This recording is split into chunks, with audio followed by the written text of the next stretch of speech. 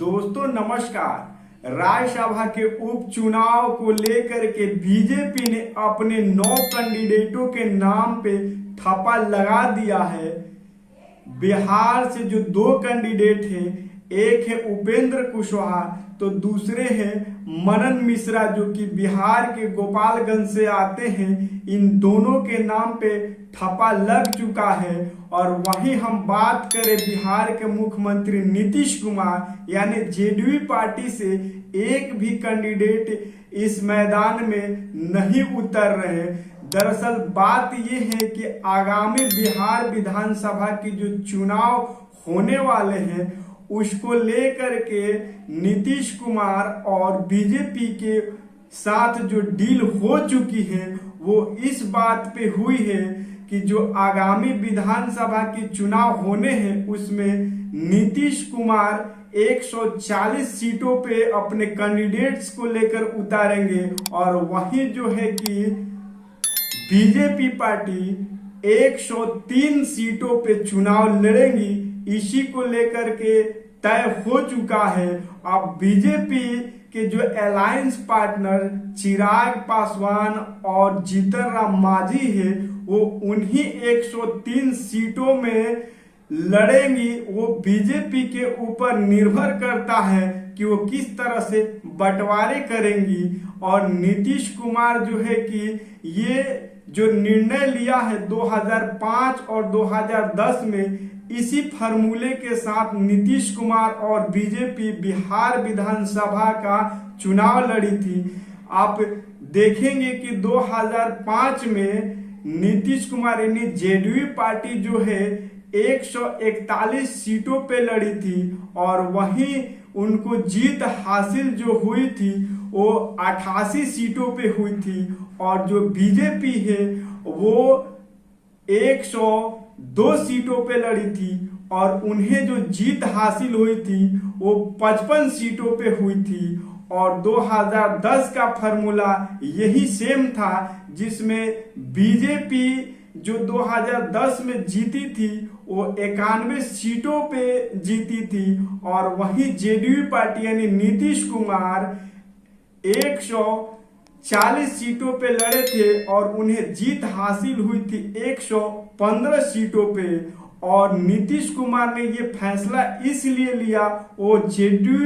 और आरजेडी के साथ इसलिए वो कंबाइन करके यानी कि नीतीश कुमार आरजेडी के साथ इसलिए चुनाव नहीं लड़ने जा रहे हैं क्योंकि 2015 में जब आरजेडी और नीतीश कुमार यानी जेडीयू पार्टी जो एक साथ चुनाव लड़े थे उसमें हम देखेंगे कि नीतीश कुमार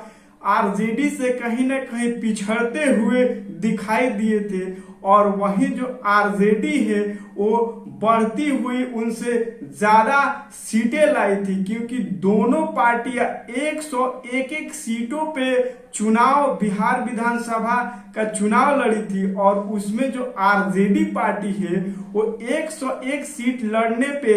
80 सीट जो है कि जीती हुई थी। और जो नीतीश कुमार की पार्टी जेडीयू पार्टी है वो महज 71 सीट ही जीत पाई थी। तो इसी को लेकर के नीतीश कुमार फिर से अपनी जो पुरानी रणनीति करके सत्ता में आए थे उसी को फिर से अपना शुरू कर दिया है। अब देखना यह है कि इसमें कितना सफल हो पा रहे हैं क्योंकि 2020 का जो बिहार विधानसभा का चुनाव हुआ था उसमें नीतीश कुमार के साथ बीजेपी पासवान यानी कि चिराग पासवान मॉडल खेल कर दिया था। हम सब ये देखेंगे कि जब बीजेपी और जेडीयू पार्टी यानी जेडीयू पार्टी के साथ नीतीश कुमार के साथ जो गठबंधन करके जो चुनाव लड़ा गया था इसमें बीजेपी ने चिराग की जो पार्टी है उसके साथ उसने गठबंधन की और फिर जो है कि जहां जहां जिस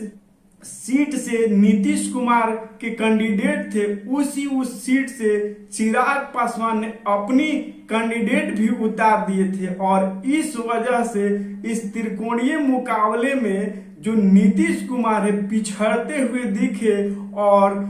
तीसरे नंबर की पार्टी पे आकर के अटक गए। तो इसको देख करके नीतीश कुमार इस बार ये रणनीति इसलिए किया है कि 2020 में इनके साथ इस तरह से गेम हुआ और 2025 में जो बिहार विधानसभा का चुनाव का रणनीति चल रहा है, इसमें नीतीश कुमार को भली भांति इस बात का पता है कि इस बार जो बीजेपी है वो चिराग मॉडल कभी नहीं कर सकती है, इसलिए कि इस बार जो केंद्र में बीजेपी यानी नरेंद्र मोदी की जो सरकार है वो सरकार जेडीयू पार्टी यानी कि नीतीश कुमार और चंद्रबाबू नायडू की बैसाखियों तले ये सरकार चल रही है। यदि इस तरह से कोई हरकतें बीजेपी करती है तो सरकार जो है केंद्र में चल रही है इसे बचाना भी मुश्किल हो जाएगा, उस सरकार के लिए मुसीबतें खड़ा हो सकती है। इसी को देख करके जो नीतीश कुमार ये रणनीतियां ये कवायतें चल रहे हैं, इसमें देखते हैं कि नीतीश कुमार कितना सफल हो पाते हैं। क्या नीतीश कुमार की ये सोच है कि तीसरे नंबर से 1 नंबर या कम से कम 2 नंबर की पार्टी बिहार में बन सके, क्या उनकी जो ये सोच है वो पूरा हो सकता है? क्योंकि हम सब देखेंगे कि नीतीश कुमार जो पिछले 19 साल से बिहार के मुख्यमंत्री के तौर पर जिस तरह से सत्ता में बैठे हुए हैं, बिहार की जनता कहीं ना कहीं इस बार नीतीश कुमार को सत्ता से उतारने का मूड भी बना लिया है। और नीतीश कुमार इस तरह से जो रणनीति कर रहे हैं, इस रणनीति में वो कितना सफल हो पाते हैं, जो भी इससे रिलेटेड खबरें आएंगी हम आप तक जरूर पहुंचाएंगे। तो दोस्तों, यदि आप सब हमारे इस चैनल को सब्सक्राइब नहीं किए तो सब्सक्राइब कर ले, वीडियो को लाइक करें, शेयर करें, कमेंट करें, ट्विटर, फेसबुक और इंस्टाग्राम पे फॉलो करें। हम फिर नेक्स्ट टॉपिक के साथ नेक्स्ट वीडियो में मिलेंगे, तब तक के लिए नमस्कार।